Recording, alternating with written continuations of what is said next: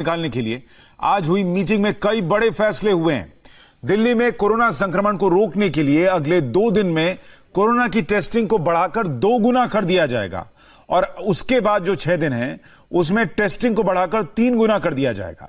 इसके बाद containment zone में हर पोलिंग स्टेशन पर टेस्टिंग का सिस्टम शुरू होगा। अमित शाह ने ट्वीट करके मीटिंग में लिए गए फैसलों पर जानकारी दी और बताया कि दिल्ली में बेड की संख्या बढ़ाने के लिए तुरंत दिल्ली को 500 रेलवे कोच दिए जा रहे हैं, जिससे कि 8000 बेड दिल्ली में बढ़ जाएंगे कोरोना पेशेंट्स के लिए। दिल्ली के कंटेनमेंट जोन में कॉन्टैक्ट मैपिंग किया जाएगा और घर घर जाकर हर शख्स स्वास्थ्य सर्वे किया जाएगा। दिल्ली के छोटे अस्पतालों तक कोरोना के लिए सही जानकारी और दिशा निर्देश देने के लिए मोदी सरकार ने एम्स में टेलीफोनिक गाइडेंस के लिए वरिष्ठ डॉक्टर्स की एक कमेटी बनाने का फैसला किया है, जिसका हेल्पलाइन नंबर कल जारी हो जाएगा। साथ ही एक कमेटी इस बात को लेकर भी बनाई गई है, जो प्राइवेट हॉस्पिटल्स पर आरोप लग रहा है कि वो भारी भरकम फीस वसूल रहे हैं कोरोना के इलाज के नाम पर। उसमें केंद्र यह कह रहा है कि 60% बेड जो हैं कोरोना के, वो सस्ती दर पर लोगों को मिल सके। इसका निर्णय लेने के लिए कमेटी का गठन कर दिया गया है, जो जल्द 2 दिन के अंदर अपनी रिपोर्ट सौंप देगी और प्राइवेट हॉस्पिटल्स पर में जो महंगा इलाज हो रहा है उसमें भी लोगों को राहत मिल पाएगी। 60% बेड प्राइवेट हॉस्पिटल्स में ऐसे हो पाएंगे जहां पर लोगों को सस्ते दर पर कोरोना का इलाज मिलेगा। अभी ऐसी कीमतें थी कि लोग प्राइवेट हॉस्पिटल में जा नहीं सकते, सरकारी अस्पताल में व्यवस्था ठीक नहीं थी, तो लोगों की इस परेशानी को भी केंद्र सरकार ने समझा है और अमित शाह की इस मीटिंग में उस पर भी एक बड़ा फैसला लिया गया है। भास्कर हमारे सहयोगी जुड़ गए हैं। भास्कर, कई अहम फैसले हैं इस मीटिंग में जो निकलकर सामने आए हैं। सुशांत, देखिए, कल से हम लोग बता रहे थे इस बात को कि जो कंटेनमेंट जोन है वो एक बड़ा इशू है। 2 दिन पहले एलजी के यहां से भी एक फैसला लिया गया था और ये कहा गया था कि स्थिति अब बाहर हो रही है, वहां पे अच्छी तरह से सर्वे करने की जरूरत है और उसके लिए आरडब्ल्यूएस लेके तमाम अलग पॉलिटिकल पार्टी तक के सहयोग की बात की गई थी। और उसको एक कदम और बढ़ाते हुए आज ये कहा गया कि स्कॉट गाइड हो या एनसीसी हो या एनएसएस के वॉलंटियर्स हैं, उनका इस्तेमाल किया जाए।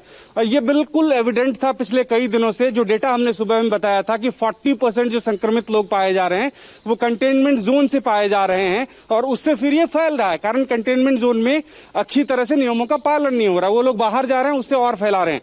तो ये चीज एक तरह से जो हमने कल कहा था वो आज इस मीटिंग में प्रमुखता से उठाया गया उसको, और उस पर यह फैसला हुआ कि बहुत सख्ती से पालन किया जाएगा और बाकी लोगों का इसमें सहयोग लिया जाएगा।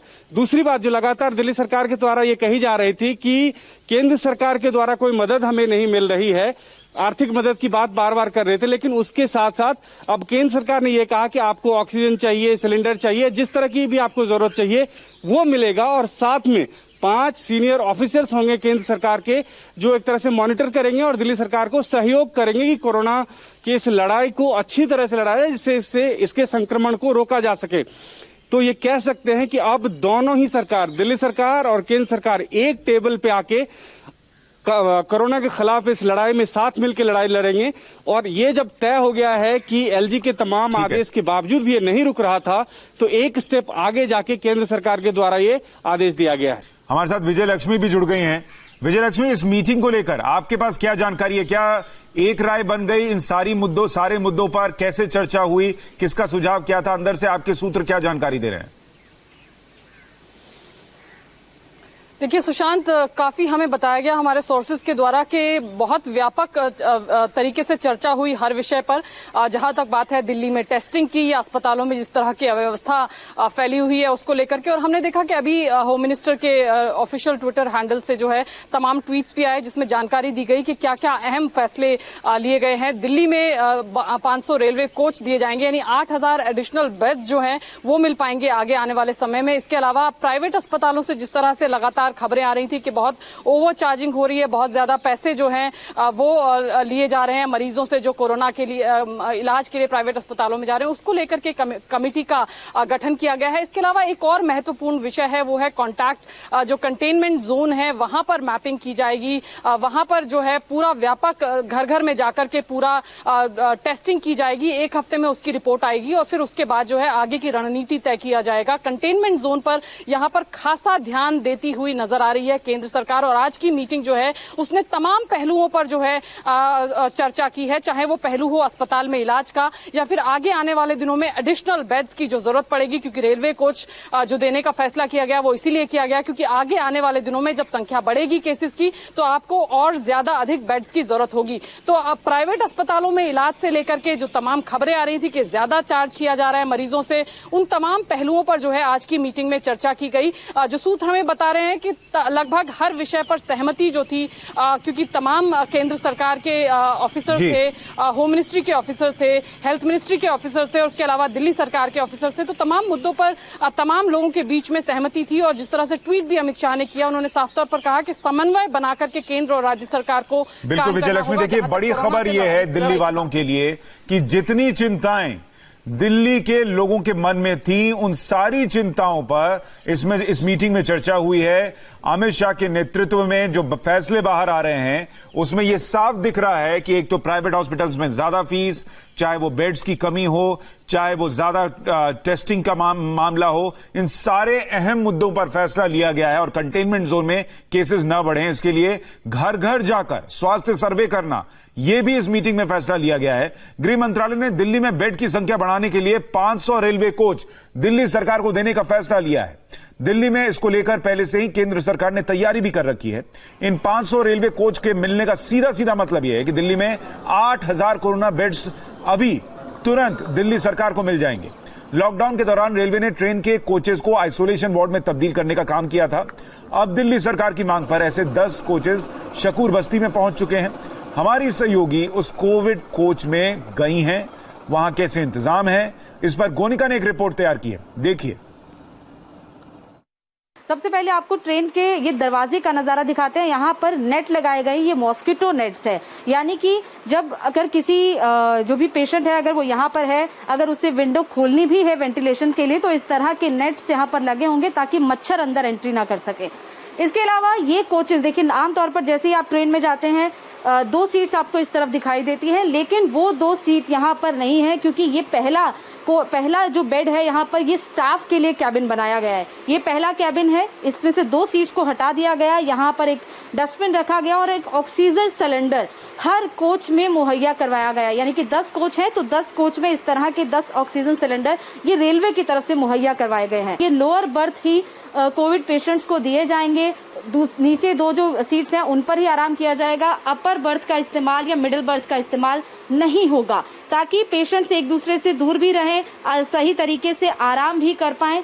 इसके अलावा ट्रेन में जो पंखे की सुविधा है वो दी गई है, साथ ही साथ खिड़की भी अगर किसी को वेंटिलेशन के लिए खोलनी है तो वो भी यहाँ पर खोली जा सकती है। लेकिन जो पेशेंट हैं उनके लिए नॉन एयर कंडीशनर कोच ही प्रोवाइड करवाए गए हैं। हालांकि रेलवे की तरफ से ये भी कहा गया कि ट्रेन के कोचेस के ऊपर एक कोटिंग की जाएगी, उस कोटिंग के जरिए 5 से 6 डिग्री तक तापमान को कम भी किया जा सकता है। सारे जो अंदर के इंतजाम है वो दिल्ली सरकार करेगी। रेलवे की तरफ से जो कोचेस हैं वो यहाँ पर मुहैया करवाए गए हैं। सैनिटाइजेशन का प्रोसेस लगातार यहाँ पर चलेगा। देखिए हर सीट पर हम आपको दिखाएं कि सैनिटाइजर भी पड़े हैं। ये देखिए, अगर कोई ये पेशेंट, ये देखिए नंबर 1 नंबर 2 यानी कि पहले कोच का ये पहला बेड, जो पहला मरीज यहाँ पर आएगा वो इसी बेड पर आराम करेगा, दूसरा मरीज उसके बगल वाली जो सीट लोअर बर्थ पे आराम करेगा। और ये सैनिटाइजर्स देखिए यहाँ पर रखे गए हैं ताकि जो भी पेशेंट आए वो सैनिटाइजर का इस्तेमाल भी कर सके। गोनिका की रिपोर्ट आप देख रहे थे। और इस वक्त बड़ी खबर यह भी आ रही है कि इस बैठक से निकलने के बाद अरविंद केजरीवाल बाहर आए। उन्होंने मीडिया से बातचीत करते हुए उन्होंने ट्वीट किया है। उन्होंने लिखा कि केंद्र दिल्ली सरकार के बीच बहुत सकारात्मक बैठक हुई है, कई जरूरी फैसले लिए गए हैं, हम कोरोना के खिलाफ साथ मिलकर लड़ेंगे, यह अरविंद केजरीवाल ने ट्वीट किया है। तो बड़ी खबर इस वक्त, अमित शाह ने ट्वीट करके जानकारी दी है क्या फैसले लिए गए हैं और अब अरविंद केजरीवाल कह रहे हैं कि मिलकर काम करेंगे।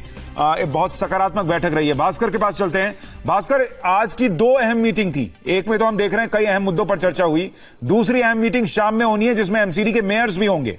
क्या एमसीडी के अस्पतालों में सुविधाएं देने को भी को लेकर इस पर चर्चा हो सकती है? और क्या उस मीटिंग का लबोलुआब क्या हो सकता है, एजेंडा क्या हो सकता है? देखिए, पिछले कुछ दिनों से लगातार एमसीडी और दिल्ली सरकार के बीच में ये हो रहा है कि आरोप प्रत्यारोप हो रहा है। एमसीडी ये कह रही है कि हमारे पास हॉस्पिटल्स हैं, हमारे पास इंतजाम है, अगर दिल्ली की हालात खराब हो रहे हैं, दिल्ली के हालात, तो आप उनका इस्तेमाल कीजिए। वो ढंग से नहीं किया जा रहा है। हिंदूराव जैसे बड़े हॉस्पिटल्स हैं और कई हॉस्पिटल हैं जिनका इस्तेमाल किया जा सकता है, वो नहीं हो रहा है।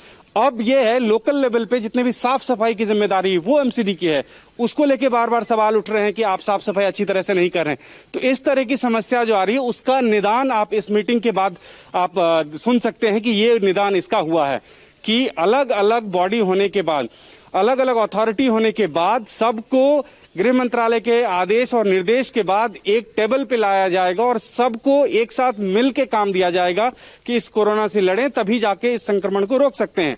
सबसे बड़ी बात यह है कि एमसीडी के द्वारा अभी तक जो ये होता था कि डेथ का आंकड़ा दे दिया गया और कहा जाता बहुत ज्यादा मौत हो रही है, दिल्ली सरकार छुपा रही है, और वहीं तक एमसीडी की भूमिका समाप्त हो जाती थी और उसके बाद शमशान घाट में जो अंतिम संस्कार होता था वहां पे।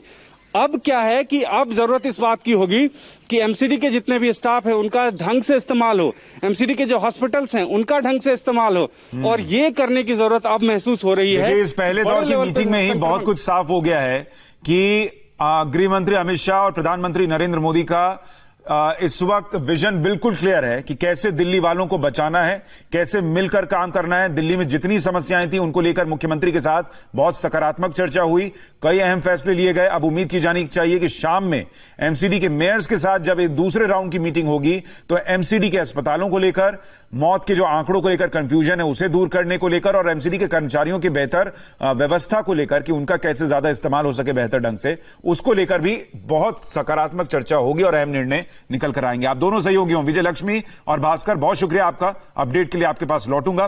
फिलहाल एक छोटा सा ब्रेक। एक तरफ प्रधानमंत्री मोदी 130 करोड़ भारतीयों की जान बचाने में जुटे हैं, वहीं दूसरी तरफ दुश्मनों से बचाने के लिए भी देश का सुरक्षा चक्र तैयार कर रहे हैं।